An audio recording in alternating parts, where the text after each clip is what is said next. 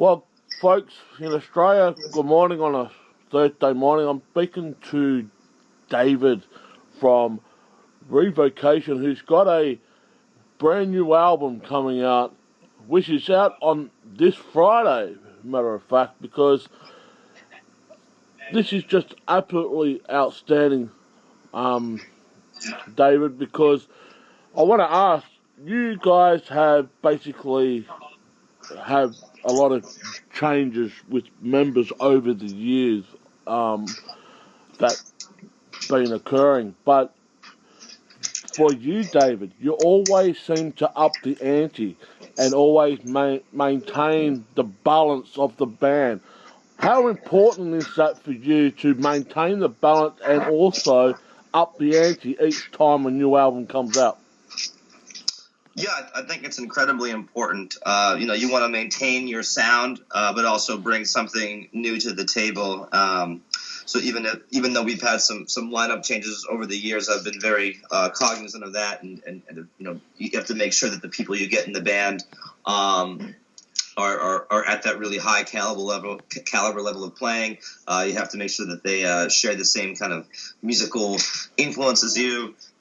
So that everyone's on the same page when you're writing. But I've been really, really fortunate in working with some stellar musicians, and the new lineup is with Ash in the band is great.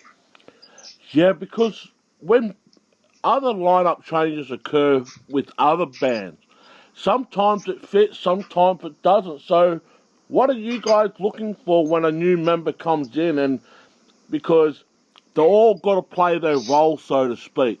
So what are you guys looking for when you're looking for a new member to fill in the shoes of the past members or so forth? Well, you have to look for proficiency on the instrument, right? You have to make sure that they can play all of our previous material.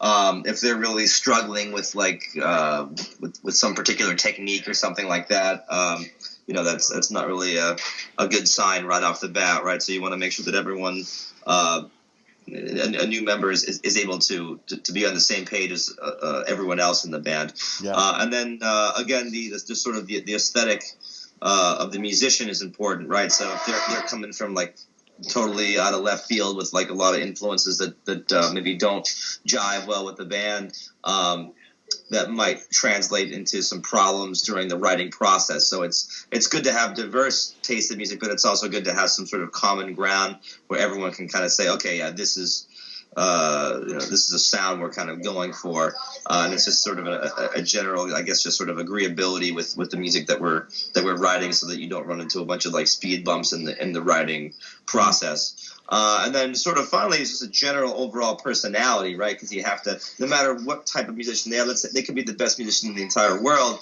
but if they can't get along, or if their personality doesn't gel with the other members of the band, then it's never going to work out. So they have to have a good personality as well.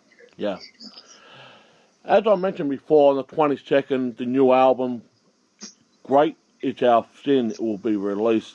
And basically, you push the boundaries, and this is probably one of the most dynamic albums of all time within the band. How far did you push the barrier on this one, David? Because this one has really got a lot of weight on it as well, because with songs like, especially the new track that just came out, Profanum Vulgus, is probably a heavy song to date as well. Yeah, we try to bring a lot of different influences in on this record. It's got our slowest song we've ever written. It's got our fastest song that we've ever written. There's a lot of different dynamics in terms of atmosphere changes that we're playing around with. As a vocalist, I tried some different things that I haven't really tried before, in terms of sort of melodies and how they sort of interact with the rhythm section. So I think we brought a lot to the table, but at the same time, it all still sounds like Revocation, and it's just sort of the next sort of step in our evolution as a band. Mm.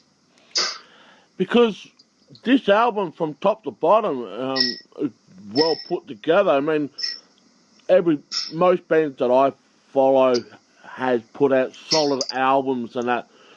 So what was the game plan going back into the studio, reuniting with producer Zeus, who also worked with Hate Beat and Bleeding Through, and also helped you work in 2014.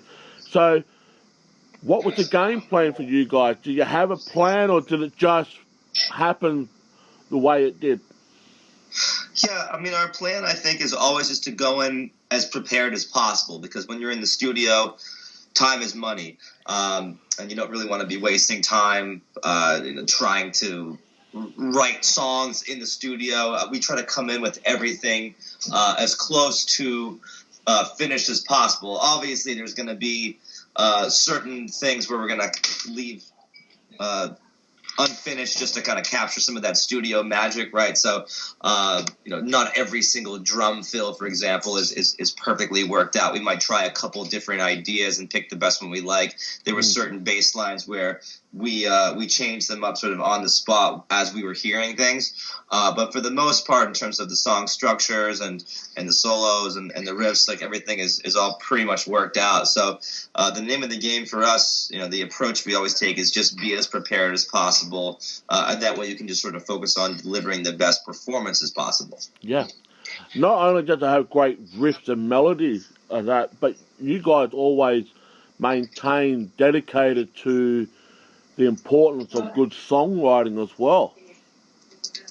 Yeah, we try to be, we try to craft songs and not just sort of collections of riffs, right? So we really want each song to have its own personality and to have its own vibe, and then every song just sort of makes up the album as a collective whole to feel like a one sort of cohesive artistic statement.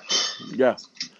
Do you see collective as a whole that your personality within the band shines through with each song on the album? Because, like I mentioned before, each member plays their part or play their role. But going through the whole process, do you think the personality really did shine through from each one of you? Yeah. I mean, there's the bass, I think, is more present than ever on the record. Yep. Ash certainly brought in his own flair to the drum parts, and then Dan wrote a couple songs on the record, so his personality certainly shines through on tracks like Monolithic Ignorance and Cleaving Giants of Ice. So I think every member really shines in their own unique way. Yeah. I mean, with another single that I truly love is the Theatre of Horror. I mean, I really like the darkness of that song as well, and it's more like storytelling. That's what an album is about, is storytelling, because there's been so many great composers and so many great songwriters out there who like to tell a story. This album, Great Is Our Sin, is more of a story. Yeah, it's a concept record. It's actually our first concept record to date. So we wanted to make sure that everything from the music to the lyrics all sort of flowed together. Yeah, it does. I want to ask, what's the plans for the rest of 2016? I mean, you've got the summer already over in your northern hemisphere. So what's the rest of the plan to fall out for 2016? Sure. Well, we're actually going to be starting Summer Slaughter on Saturday with a ton of great bands: Cannibal Corpse, Nile, Suffocation, just to name a few. Yeah. And that'll be touring all over the U.S. We get back from that, we've got a little downtime, and then we head right out over to Europe, and we do a full European tour. And then hopefully when we get back from that, we're actually going to go out on a headline tour as well. So we're really just going to try and stay busy all the way up until the end of 2016, and then 2017 is looking pretty bright as well. And I think this record, once it comes out, it's going to hopefully sort of spread all over the place and just allow us the opportunity to go on tour in a lot of different markets and just bring our brand of metal worldwide.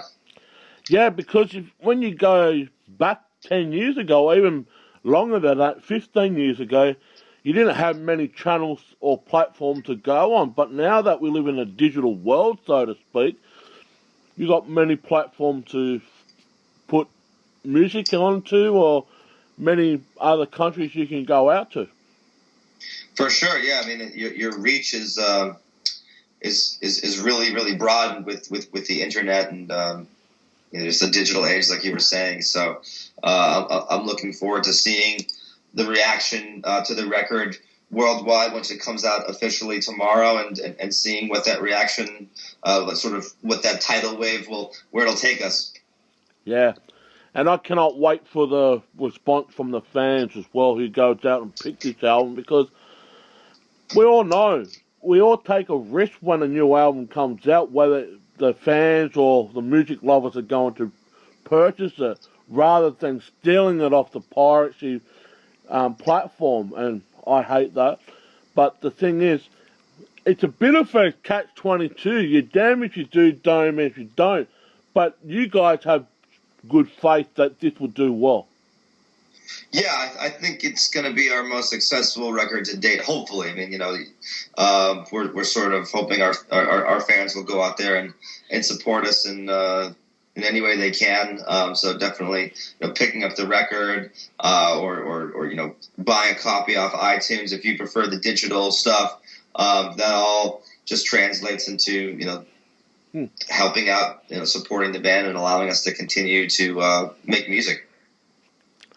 So to the fans, even though it comes out tomorrow on the 22nd, you can also go and pre-order now if you want to. You can get the CD and the vinyl. Just go to nervegas.com.au and /Revocation Great Is Our Sin CD, and the same with Great Is Our Sin vinyl LP. You can still go out there. And also, if you want to wait till tomorrow, go to all your participating outlets that sells great music, whether it's CD or vinyl. David, before I let you go, I just want to ask, it's great to see the vinyls come back in such a big vengeance as well, because they were taken away for a bit, and now the 180-gram new vinyl has resurfaced and that. I want to say, do you remember the days when you picked up your favourite vinyls and you could smell the vinyl when you take the plastic off and you put the needle on the thread and boom, there you go? It's funny. I've actually never had a working record player, so I was always buying like cassettes and CDs back in the day. But speaking of smell, I will say that I remember getting the Guns N' Roses Use Your Illusion 1 and 2 records, and there was something about that booklet. There was this smell to it that is very, very nostalgic for me. I think they say that sense is the strongest. Smell is the strongest sense tied to memory, and I can still sort of envision that smell even to this day. So I definitely know what you're talking about. But unfortunately, I never had an actual record player, so vinyl wasn't my thing. But I've got hundreds of CDs in a CD rack at my house. Everything from Cannibal Corpse to Pat Martino. Yeah. Well, David, it's all the time we got for. Thank you so much for joining Blood, Sweat and Metal. I know you've been busy to promote this album as well, and I look forward to seeing the reviews and whatnot when this album officially gets released tomorrow. Excellent. Thanks so much, Jamie. No worries. Thank you. Take care. Take care. Bye.